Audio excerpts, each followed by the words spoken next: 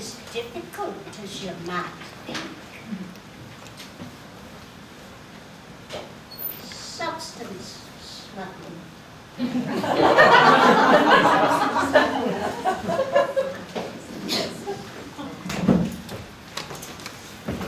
Yes, I understand, young man. I'm luckier than most. The powder in my bags has no smell. And you, the beagles still like me. They know, don't they? Don't they? When you're a dog person, I think it's lovely the way you young men employ the beagles. They are the Queen's favourite. Such noble creatures. I'm so tempted to give them a little rub behind the ears or a bite of my sandwich. But then I worry that it might cause suspicion, and you're all so busy without having to waste your time on me. I wonder, would I be able to have my pills back soon, young man? I did promise my daughter I'd take them on time. No, I'm not worried about the ashes. Ashes, young man. Ashes. Oh, that's what the stuff is in with the pills. Oh, the look on your face. Harold always promised me a round-the-world trip, but the last thing I want to do is to go alone, especially when he was good enough to pay for it. Life insurance. Harold promised me the window seat too, but I never mind dropping my handbag on my lap and giving him a view. But that's where he was. Some of him. Many of my pills have to be taken during the day, and those long flights can go for more than 48 hours. Did you know that? So Harold snuggles down with the heart pills and the blood pills, and that's appropriate because they're the ones you'd always nag me about. I'm glad, really, that at least some of Harold isn't stuck down there with the luggage in the cold. Have you seen the way those fellows toss the baggage around? You ought to have a word with your supervisors. Harold won't thank you for being tossed about like that. And there's no in-flight movie down there. I don't care that he doesn't have a body. It's a dull way to travel.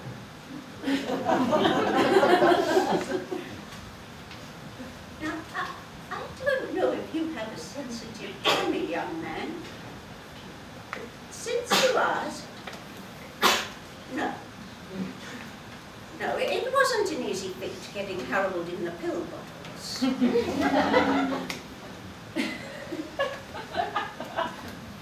I didn't realise how many little bits would be left. Don't pull that face, Harold won't mind. In the end, I had to give up on the funnel and just spoon. One teaspoon at a time. You see? I never did like Harold sitting on the kitchen counter, getting in my way. Well, waste not, want not, as Harold would say. Of course, I can't take him all at once. He was a large man. I would have thought cremation might have slimmed him down somewhat. There you have it. Harold always knew how to fill a space.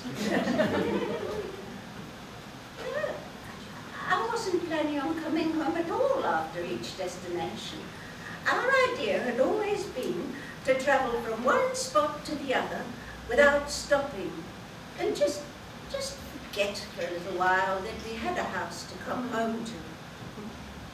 Typical grey nomads. Very grey in Harold's case. Now you mustn't think badly of me, young man, and I know you're supposed to have a license or council permission and all that, but I did leave Harold around the place, here and there. A little of him in Scotland, staying with Nessie. Some in the Colosseum, where I imagine he chats with the gladiators now. Harold could always make friends wherever he went. I believe his favourite place so far is probably New York. And somewhere on Broadway it was. Always wanted his life to be a musical. It's been a wonderful trip so far. But what with parts of Harold waiting patiently in the urn, I have to keep coming back to collect him. Which in the end isn't such a bad thing, as it gives me a chance to see them and show them snapshots of our trips. Oh, I've got a few photos here if you like. No? Oh, yes. People are always befuddled when I ask them to take our photo. Who's that dotty old woman, I can see them thinking, holding up her gastro medication.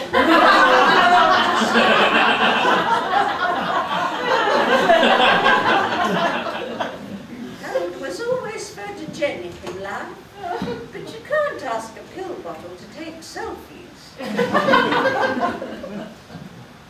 Of course, the most difficult thing by far on our holiday has been what to do with Harold when I'm having my meals.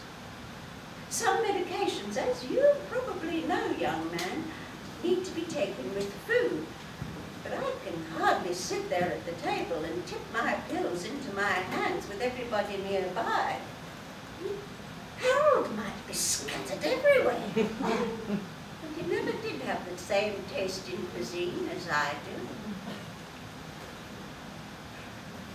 In Paris, I remember sitting at this beautiful cafe, one of those ones where you can relax and actually see the Eiffel Tower. I thought to myself, isn't this glorious? I mean, we've always seen it in the movies and on the telly, but here we are, Harold and I, actually seeing it for ourselves, in the flesh. Well, at least I was in the flesh.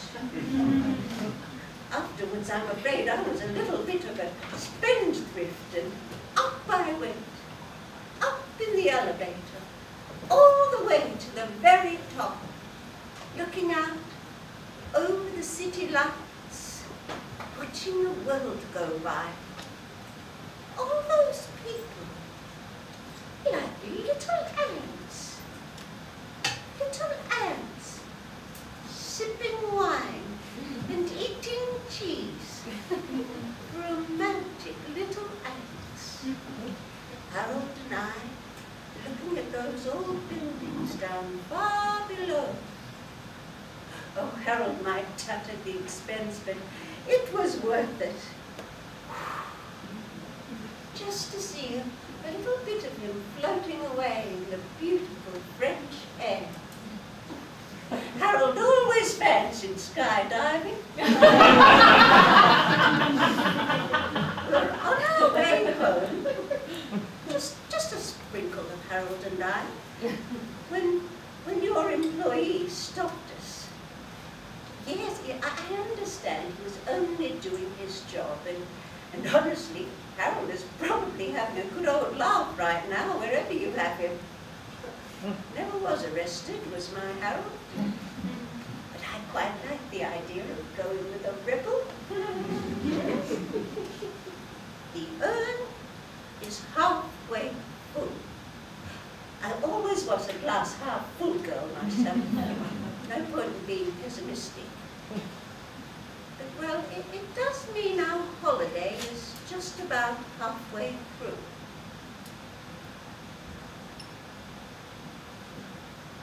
So you see, young man, I'm not guilty of smuggling anything. Well, perhaps people smuggling. But I don't see how that can count. I mean, with Harold in his condition and all. I might turn it into a nice vase once it's empty. The urn, I mean. Probably won't matter if there's a little bit left. They say organic stuff is good for the flowers, and Harold always did like gardening.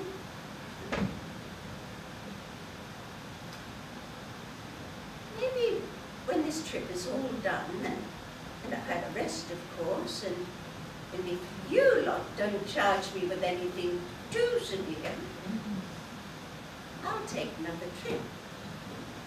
Yes, just me. I've got a little bit of money stashed away, and I'm not fussed about travelling alone. Not now that I've seen the world. And it would be nice to visit Harold. Here. There. Everywhere.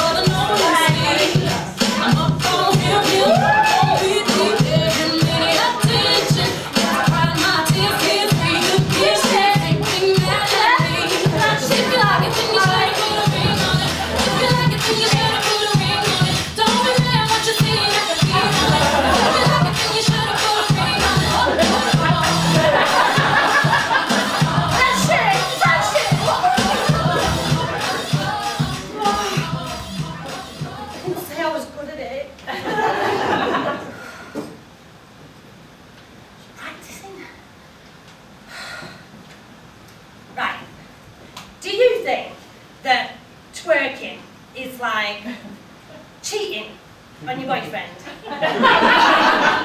In a way, I mean, I suppose it depends on if you end up going on with them. No, I'm kidding. But it is like you're offering yourself to them, isn't it? Saying, go on, have some of that. And you shouldn't be doing that if it's not with your boyfriend, should you? I don't know. It's just dancing, I suppose. Highly sexualized form of dance. Some women seem to like moving their hips and bums to a bit of music. Yeah.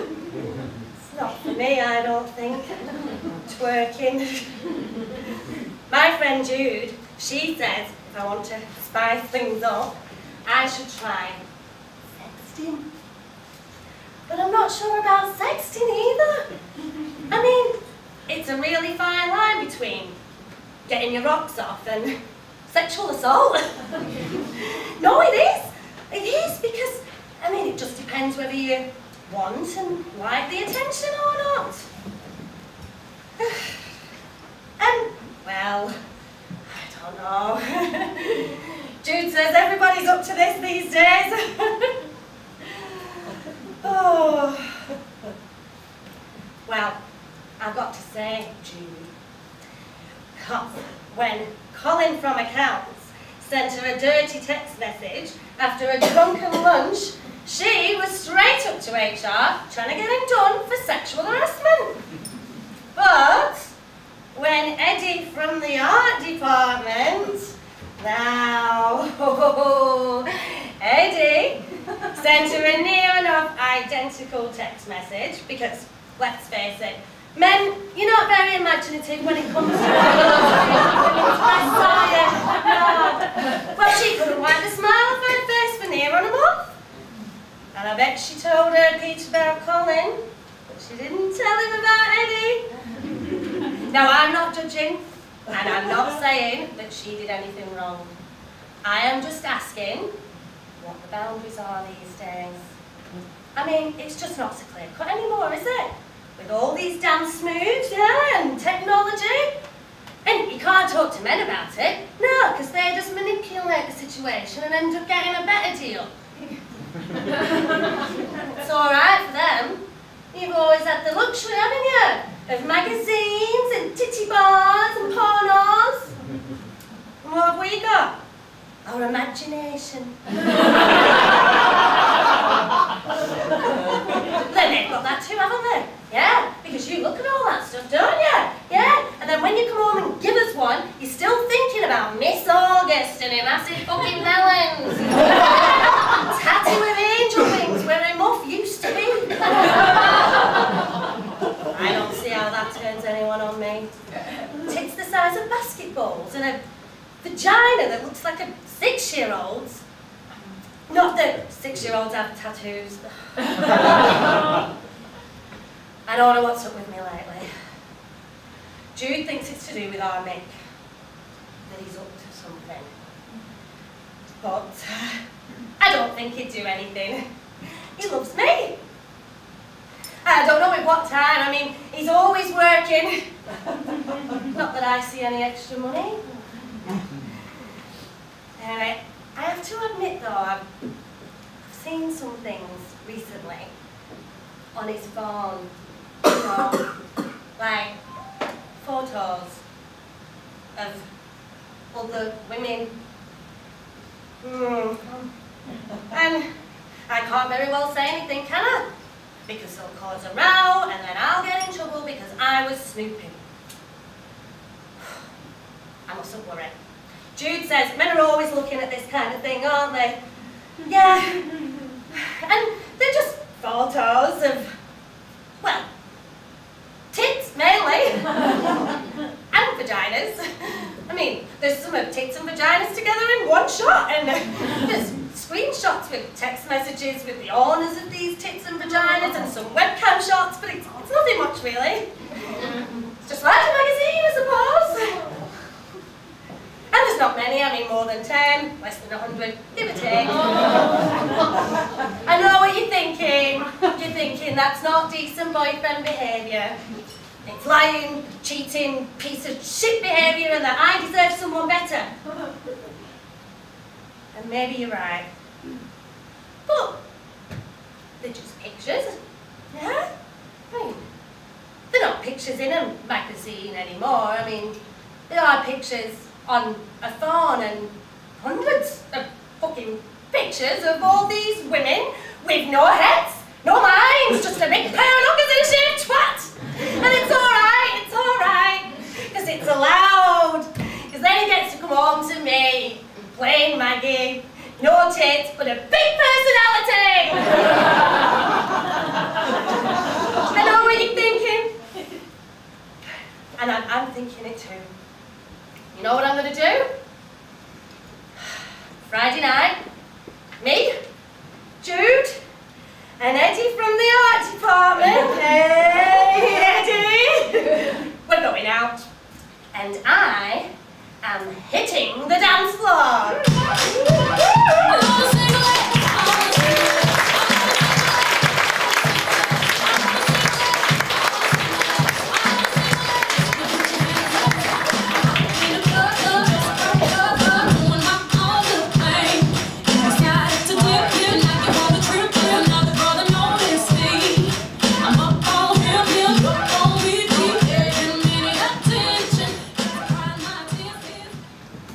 Loving you.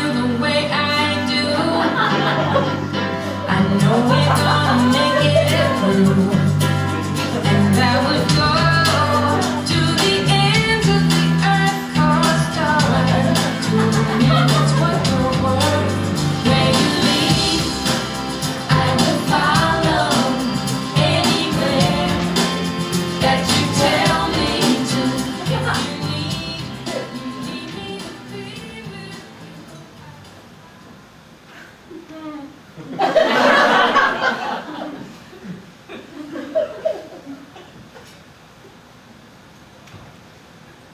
do believe I've been staring at an electronic screen for like 40 hours roughly?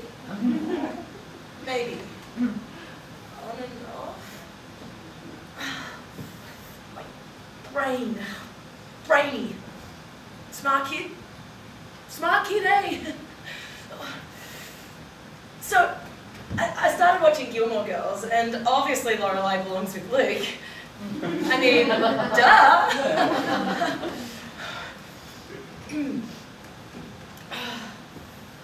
I can't read, I can't write. Quote the bell jar. Emily Dickinson.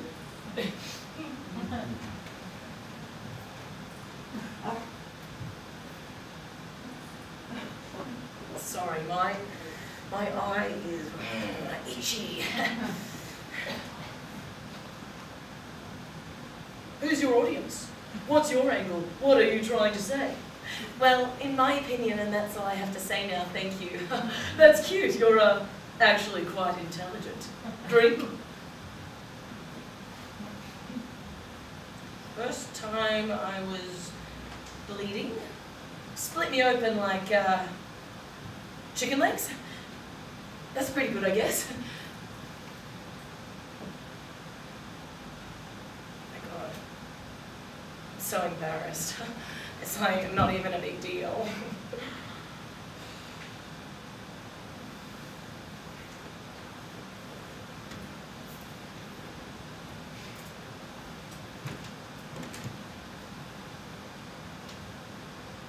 Do you think I could pull off like blue lipstick?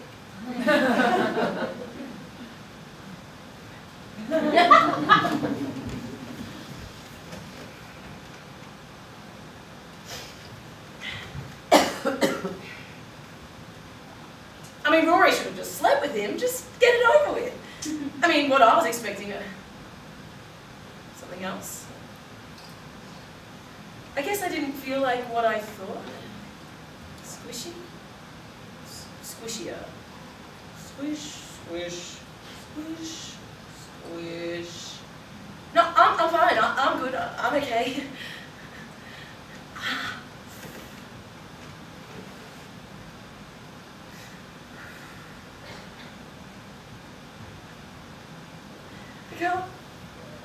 I can't spell restaurant properly. It always looks like I'm spelling restraint wrong. I mean, he said that I couldn't. Well, no one's ever been like, you're irresistible, you're beautiful, so I just didn't think it. I didn't think about it. Anyways, Lorelai was dating this guy, some random, and he just like disappeared. Like from the show. And all the characters didn't mention him. I mean, I didn't forget about him. I can't remember his name or his face, but I still remember how he like, it's not the kind of thing you just forget about. I know Sylvia Plath wrote the bell jar. That was a joke. I'm not an idiot.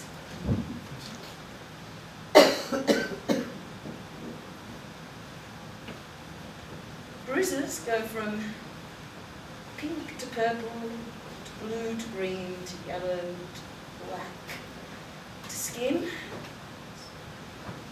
And everything starts again.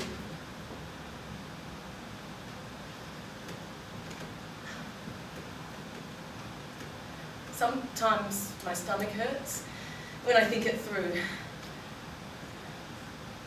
Anyways, so we're at this pub and this guy was like, come back to my place, and I was, because I was with my friend Sarah, and I probably shouldn't have left her, but I did. She texts later, are you okay? And she said she was at Jack's, so she was okay, and I told her I was at that guy's house, and that we had, anyway, we,